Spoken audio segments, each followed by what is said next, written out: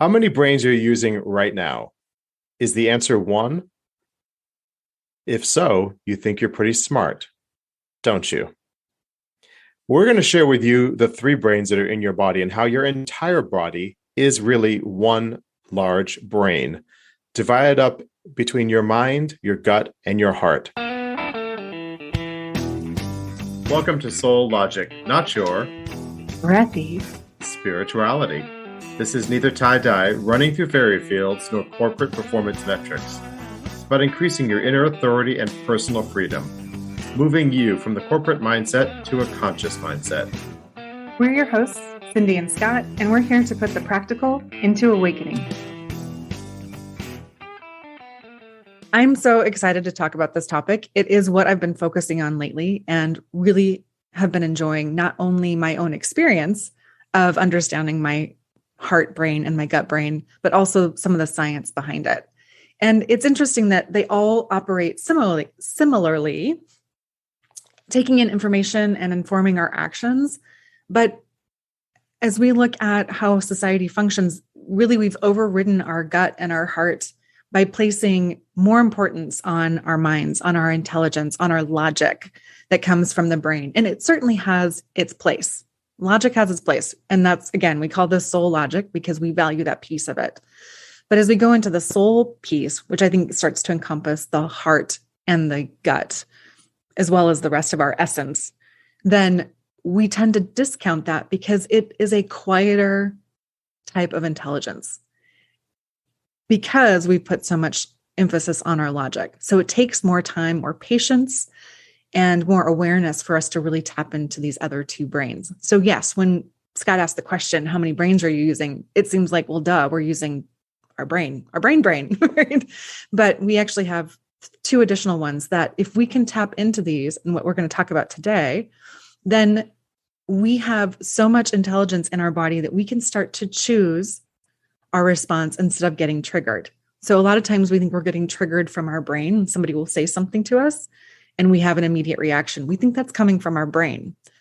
In fact, it could be coming from any one of our brains. It could be a learned response that we got as a kid that we think, again, lives in our mind, but actually lives in our heart or lives in our gut. And I just can't wait to dive into this a little bit deeper. And, we're always about personal freedom here and choice. And I think by tapping into all of our intelligence, we have an even greater opportunity or greater chance to give ourselves to do that, to choose differently for ourselves and to choose the path that's most beneficial to our true self. And I think a fundamental aspect of self-awareness is tapping into these other brains. So where this has really become interesting for me is I work a lot with people through change. And a lot of times we talk about mindsets at workplaces. We talk about our egos and things like that. And ego and mindsets tend to live in the brain that we're most familiar with. What I find interesting about the body's intelligence is that it parallels our mind experience. So we have these experiences that we had as children. We have these learned responses that in the past we've talked about as mindsets, but they can also be maybe called body sets or gut sets or heart sets in that we have learned responses. So if you were a child and, well, I'll just use my own. My parents did not have a great relationship when I was a kid, and they wouldn't fight outright, but there was definitely tension. So my body learned to respond to that tension in the household. And I know probably a lot of people can relate to that. And then as you grow older, that no longer serves you. I'm not in a household where my parents are fighting anymore. So I don't need to hold on to that embodiment of self-protection in that sense anymore. So by becoming aware of where I start to protect myself anytime there's an argument or a disagreement around me, and I've talked about being a people pleaser before, that's a triggered response. My body is responding to tension, and I want to make everything okay. That's something I learned in my body as a child.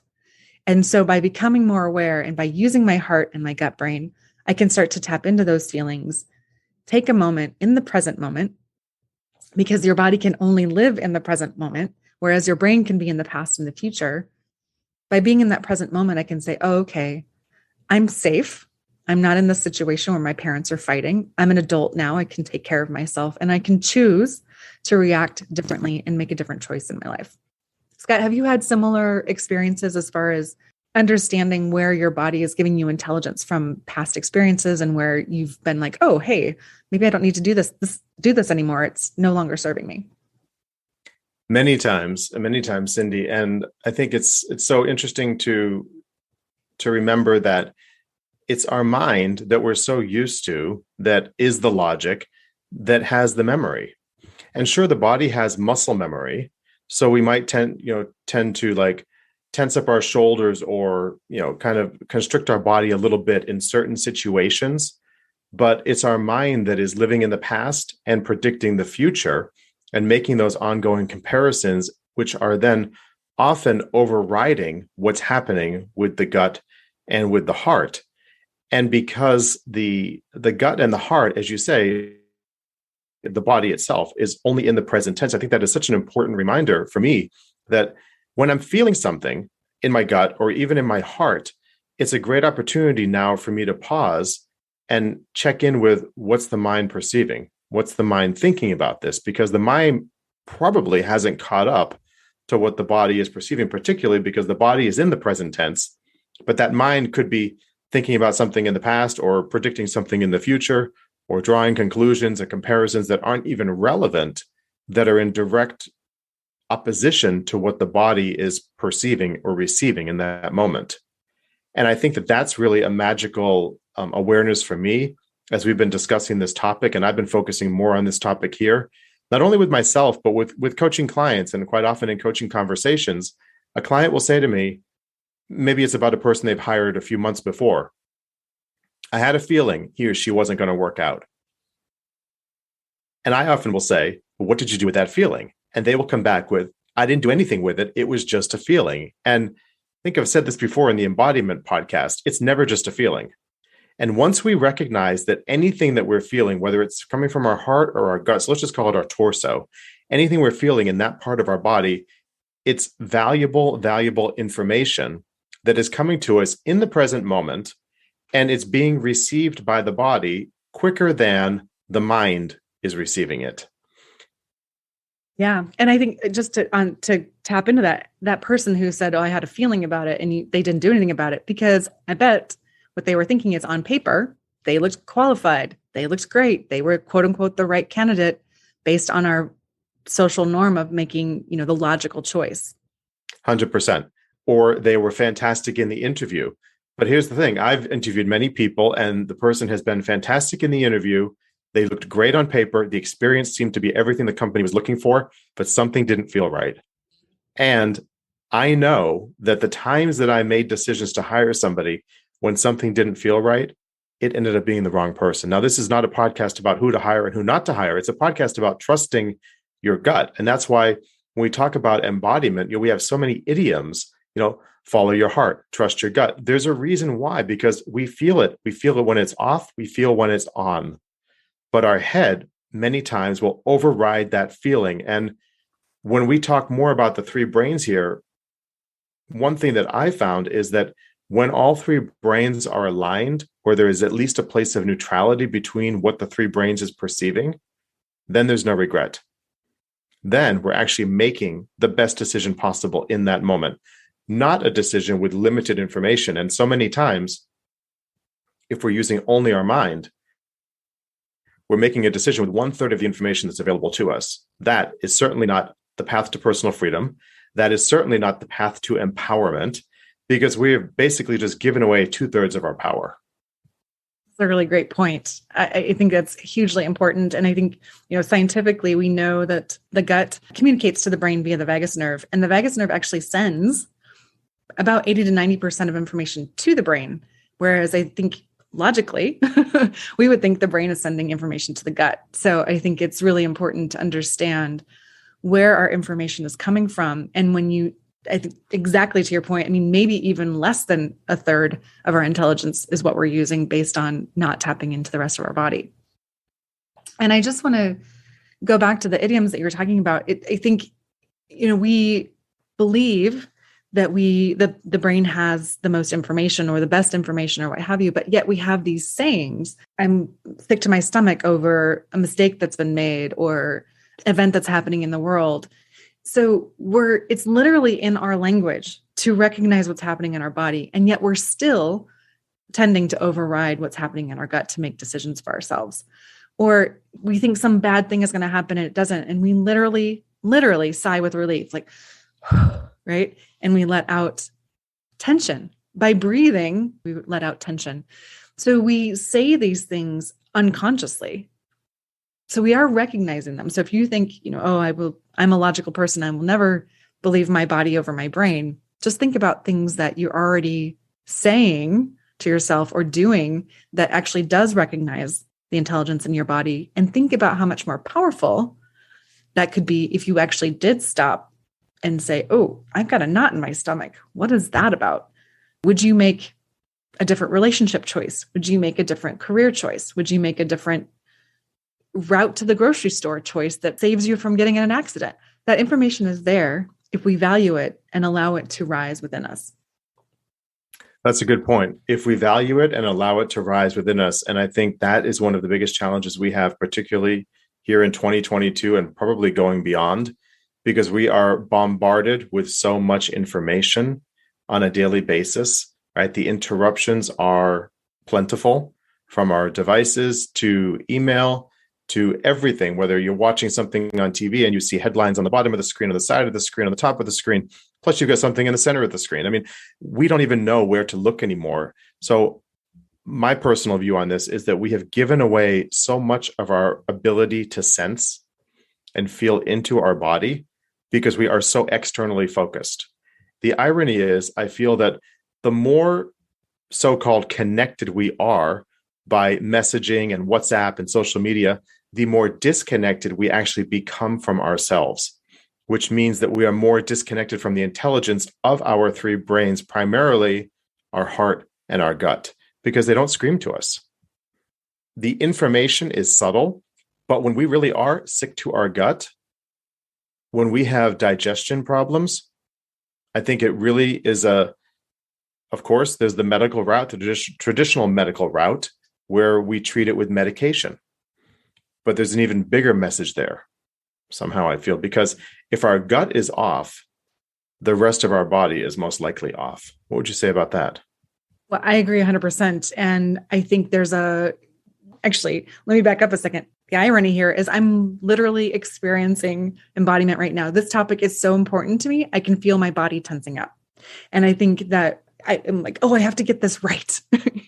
And that is my brain taking over from my body. And I can literally feel my shoulders clenching. I'm huddled down and I'm going to get this right. And if I just I'm literally, as we speak, just trying to open up my shoulders, breathe a little bit more deeply. And I think as you're speaking, I can feel my gut clenching, like everything clenching, like, oh, I got to get this right. And that is literally shutting me down. I feel, oh, what am I going to say next? What am I going to say next? And then as I just relax and let my body be,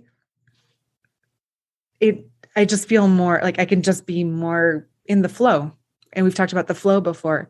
And I think, again, with the gut flowing, the heart flowing, the brain flowing, and to your point, in being in alignment, those choices, there's much more opening for those choices to come in versus when I'm like hunched over and clenched and be like, oh, I have to get this right. That's way too stressful and too much pressure.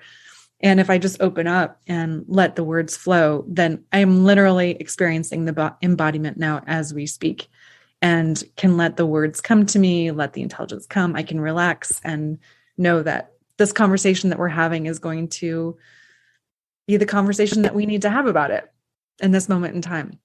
So the fact that I'm sitting here all tensed up at the beginning of this podcast is, I'm living and learning in the moment.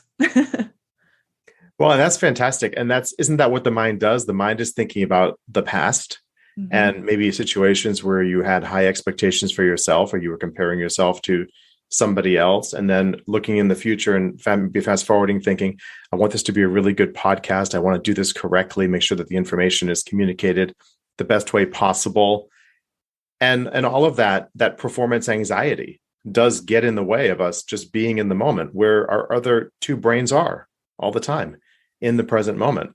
Now, here's the thing, though, is that the mind is the only brain that constructs the words that we speak and that we write. So imagine, again, I go back to what I said before, imagine if we're only using 1/3 of our potential and the 2/3 here that aren't speaking to that 1/3. How effective is that 1/3? Probably not as effective. But if we're really tuned in to what's happening in the other parts of the body, we can hear the messages there, we can feel the messages there, and there'll be that alignment, and there isn't that block. So the words can easily be formed in the mind and then come out. The message can be clearly delivered. As you're saying, it's like just letting it go and being more present. And that's why there's a great TED Talk on the body postures and what we do and how it does actually change how we show up. And we talked about that in another podcast about, smiling for 60 seconds, how you used to do that with a sales team, right? Where you all just smile and it does change everything. So the body's intelligence is so incredibly powerful, but it takes effort and discipline to hear it and give it the proper attention that it deserves. I agree 100%. And as we're talking about this, I just think of the three brains as kind of an ecosystem. To your point about your body, you can use your body to change your mind. You can also use your mind to change your body, which I think is really interesting. So, yes, you can smile and literally change your physiology. You can change your inner chemistry where your feelings, your emotions change. You're more positive. And, we've had much success with that on the sales side. Conversely, I can't remember if we talked about this in the podcast before, but there's the whole visualization, like sports psychology, where there's the study they did with the free throws, and they had 3 groups, and one group practiced every day, one group practiced the first and last day, and one group just visualized the whole thing. And the first and last group were almost identical. So even though the last group only visualized shooting hoops, their performance also increased. So that's your mind impacting your body. So it's like no one brain is the best or right brain. It's just how do you use the full ecosystem? To your point, tap into the full intelligence. We need all 3. And that's what we talk about a lot. We need the soul, we need our logic, we need our heart, our gut, and our brain to fully function and to live our best life. To your point about the visualization and that exercise, that visualization is as real to the mind and the body as daily practice or practice on the first day and practice on the last day. The body and the mind do not know the difference, which I think is so incredibly powerful to remember that. And so many times I feel like because we can't touch it and we feel that it's not tangible, we don't give it the respect that it deserves. And when I say it, I mean it's pretty much anything. In this case, visualization. It deserves a lot of respect because it's incredibly powerful. Just like we can't necessarily touch and see and feel our heart and we can feel them if we're tuned into them, but we generally don't. We ignore them.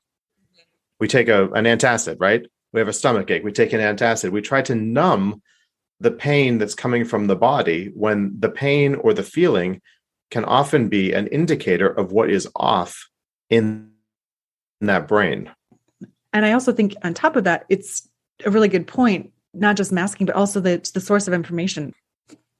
When I work with people with change, a lot of times with mindsets, we have information that's no longer useful to us. Or like I mentioned earlier, I had bad information. My body has it has information from childhood that's no longer useful to me. So the information we're inputting into our 3 brains is really important. And then as well as not masking, to your point, what you just said, we don't want to mask the information that we're getting or treat it. We want to look at it and use it to our benefit. And then also be really conscientious, I think, about what information do we need for ourselves right now, and making sure that information that's coming in is both true for us in this moment. Do we need to evolve our thinking? Do we need to evolve our embodiment of something? Or do we need to just let something go? What's that information coming in? And that's sort of like what you feed your mind feeds your body. What you feed your body feeds your mind. Again, that whole ecosystem of things working in concert with one another and making sure it's not junk in, junk out. So in that piece of it, the information that's coming in and letting some of the stuff that no longer serves us go, there can be some discomfort because this is change. So as you start to listen to your heart, as you start to listen to your gut, it can be really, really uncomfortable because it might start giving you information that you don't necessarily, well, you haven't recognized and that you maybe haven't processed or thought about or given attention to in the past. And that can be really uncomfortable. You might find out you've been hiding or you've been acting aggressively when you shouldn't have been, whatever those things are.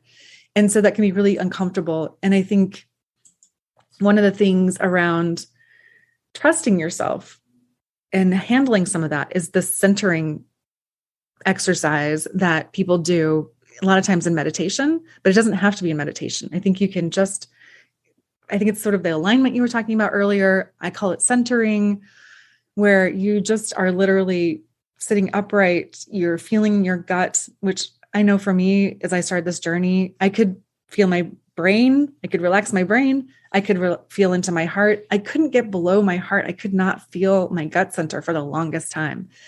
And some of it was just, I wasn't accustomed to it, but I can get there now. And there is several philosophies that recognize the center of ourselves as being sort of in from your belly button, like in the center of your body, like living literally in the center of your body. So if you can center into that center point, it gives you a sense of strength, a sense of stability. At least it does for me. I'm curious what your experience is, Scott.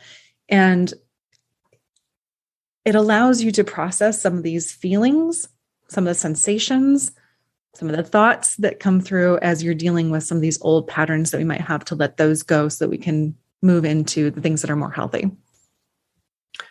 Yeah, I find it incredibly useful to center in, to just calm myself, some of the deep breathing, get into more of the center of my body and feel into whatever's happening. It could be a decision that's coming up. And quite often, sometimes the gut brain, which is concerned about survival, and it's also concerned about, the kind of like the lust for life, you could say, our human desire, the comfort of ourselves, that might have something different to say than my head brain. Quite often it does.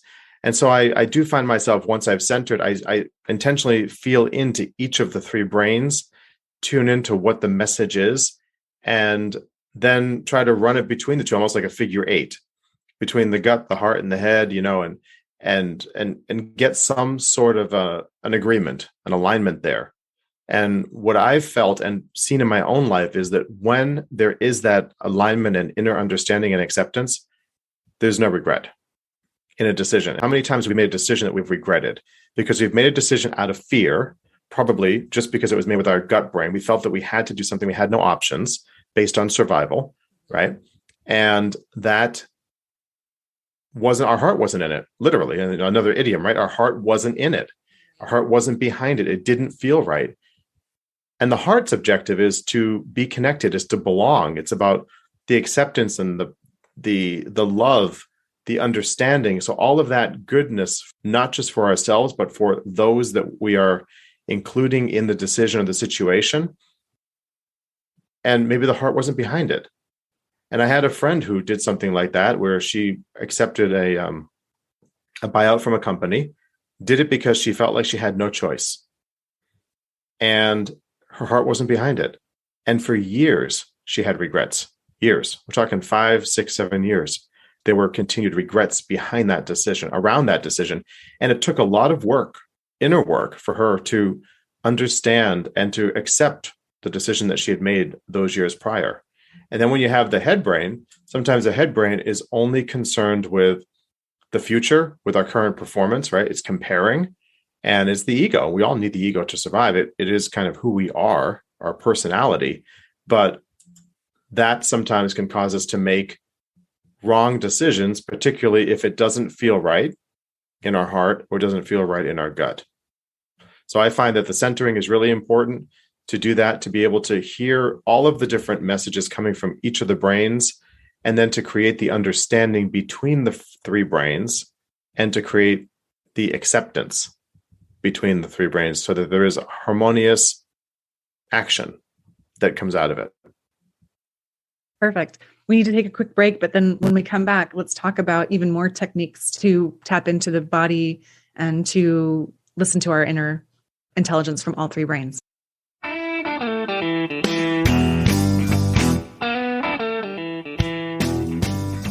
You're listening to Soul Logic, shifting you from a corporate mindset into a conscious mindset. Check out our course online at roadmaptoawakening.com, helping you bring the practical into awakening and make sense of what's happening on your journey.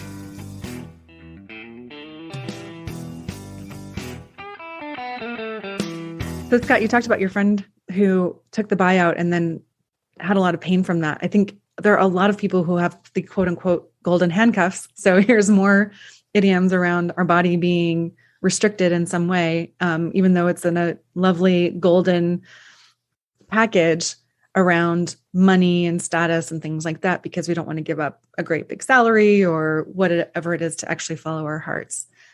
And that can be a really painful place to be. So as we talk about tapping into our body's intelligence, I mean, I think a lot of this is alleviating pain, right?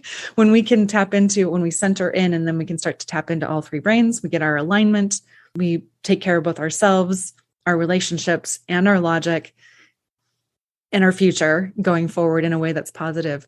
What are some of the techniques that you've used to really embody all three brains and to give yourself a fighting chance to make the right decision for yourself? I could share the decision I made actually when I took an early buyout from a company that I worked for many, many years, and I was on a path for promotion. However, it didn't feel right. It never felt right. And I was living overseas at the time.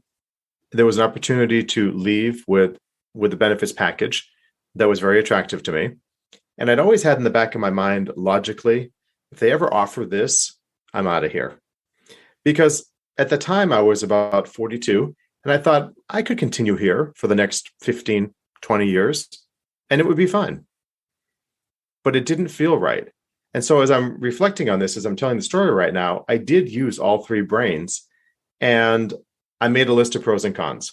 So very much from the head, right? From the logic part of it, the list of pros and cons of staying or leaving, accepting the package and leaving or staying. Now, full disclosure, when I say accepting the package and leaving, I wasn't going to another job because my intention at that time was to start my coaching practice. So I was going into kind of a void. My gut brain is the one that's focused on survival. So the gut brain had some real concerns in the beginning.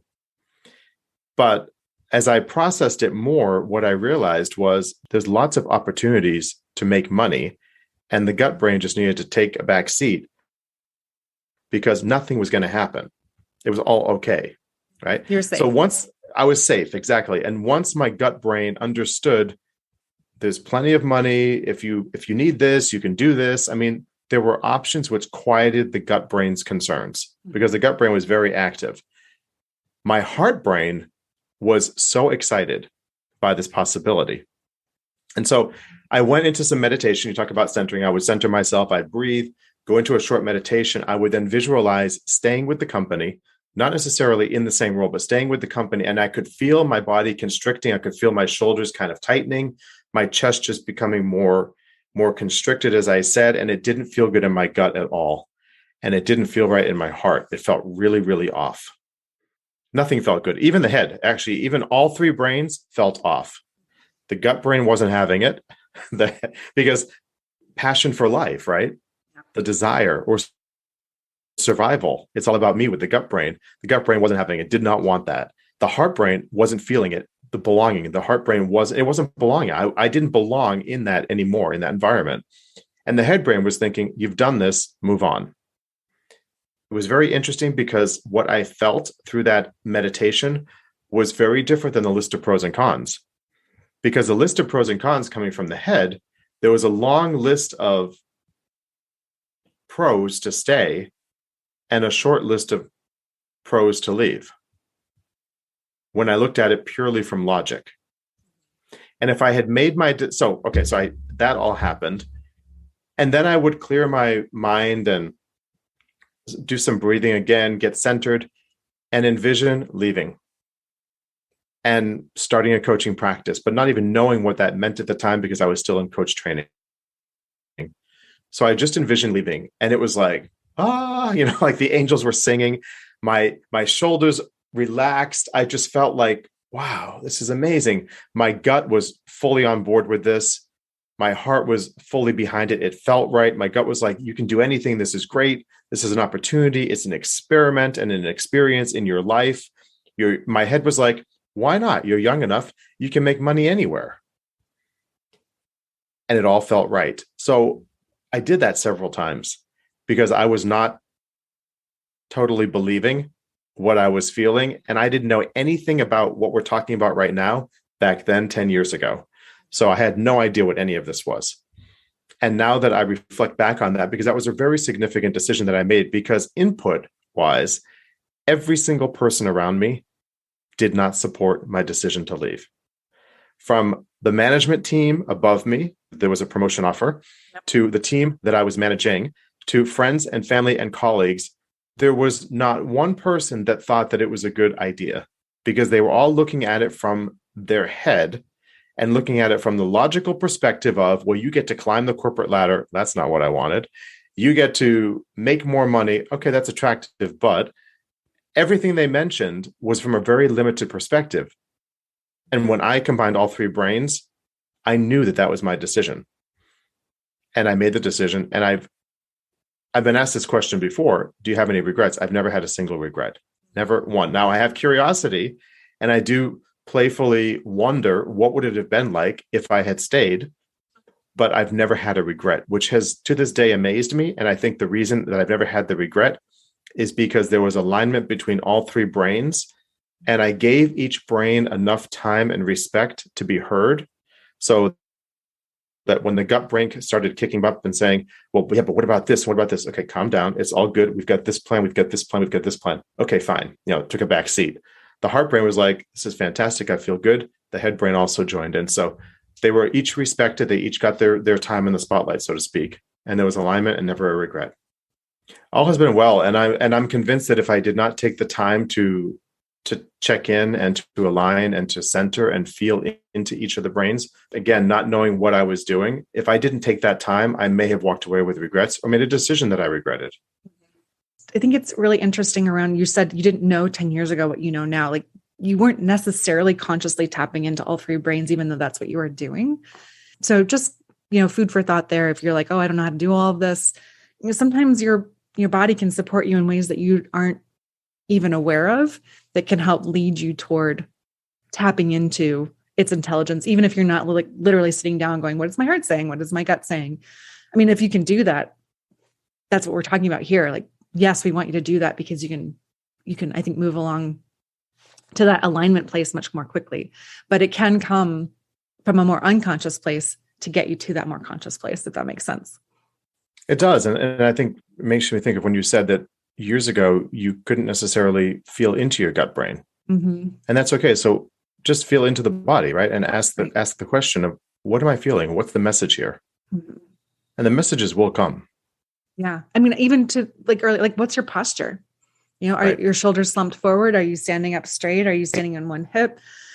Are you clenching your jaw? There's a lot of intelligence that can come from your body to find out where stress or tension might be coming from. And then that's a place to explore as well. Like, why am I clenching my jaw? Oh, I have a little bit of a headache. Well, what's that from? Or whatever, is it do I actually have a headache causing the jaw clenching, or is the jaw causing the headache? These are all very simple and minute things, but it's part of the path to start that exploration to figure out what's going on.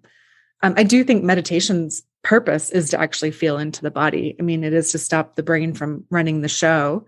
It's not always accessible to everybody. And I get that too. And I think if that's not accessible to you, then breath work can actually be hugely beneficial. Navy SEALs use a very specific breathing technique to calm their nerves, to calm their fear. I think it's the 4-5-8, but I could be wrong on that, where you breathe in for 4, hold for 5, breathe out for 8. I might have those numbers a little bit wrong, but breath work, I used to kind of poo-poo it and be like, oh, how much can your breath actually dictate, your mental state? And in fact, quite a lot. Just as we said before, the sigh of relief. I mean, just go ahead and take a sigh for a moment if you're listening and just see what that does to your body. Your whole body just relaxes. And there are many different types of breathing techniques for different things. I mean, Kundalini yoga can bring up the fire energy up the vagus nerve and really electrify your body. Sometimes too much. But I mean, you can use breath to calm you down. You can use breath to fire you up. You can, to bring in confidence, to bring in peace. Breath is really multidimensional. It's really fascinating. And if we don't have it for more than a couple of minutes, we don't exist.